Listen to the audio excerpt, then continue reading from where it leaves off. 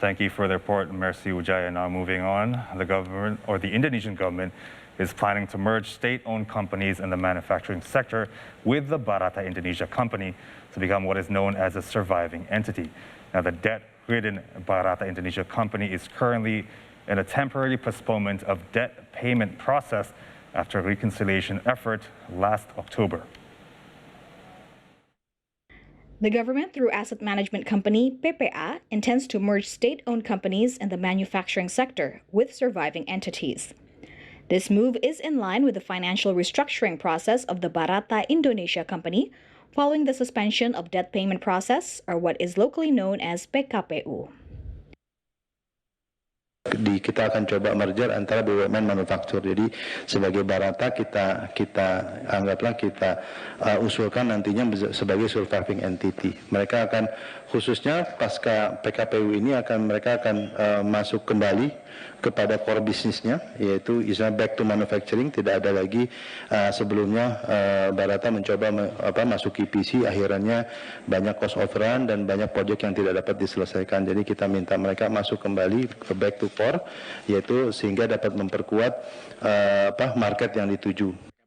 The Vice Minister of State-Owned Enterprises, Kartika Wirjoatmojo, stated that the manufacturing business prospects has many great opportunities and a large potential for orders from other SOEs. Itu benar sekali sebenarnya ya, bahkan untuk sama BUMN, order sama BUMN itu besar. Cuma memang tadi Pak Bobi seperti sampaikan, memang isu utamanya sebenarnya delivery daripada kontrak-kontrak ini yang memang harus sesuai dengan spek dan ketepatan waktu yang dijanjikan kepada para bohir-bohirnya ini. Jadi memang ini kami berkomitmen Pak dengan dukungan juga dengan PPA, moga-moga dengan PKPU ini dan manajemen yang baru di Barata, moga-moga ke depan Barata bisa berkontribusi optimal dan bisa benar-benar meningkatkan kualitas dan sustainability dari keuangannya juga. The President Director of Barata Indonesia, Bobi Sumardiat Atmosudirjo, was also optimistic because many companies in the industrial sector needs Barata Indonesia services in their business processes.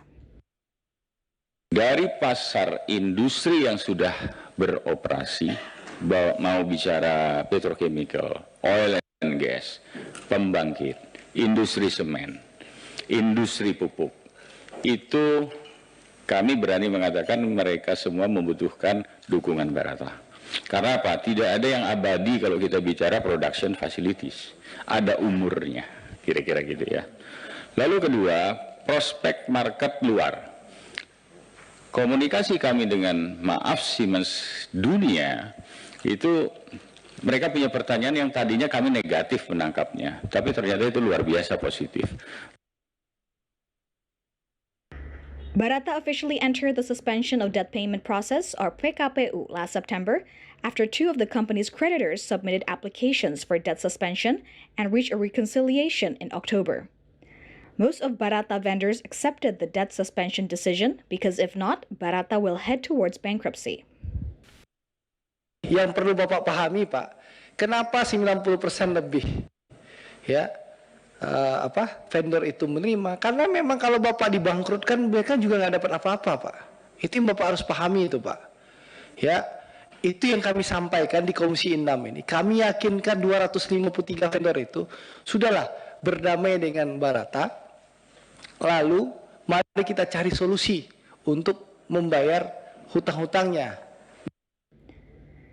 Barata Indonesia Manufacturing Services Company recorded total debt of up to 3.47 trillion rupiah after the debt suspension process. The company's total liabilities before debt suspension reached 4.09 trillion rupiah.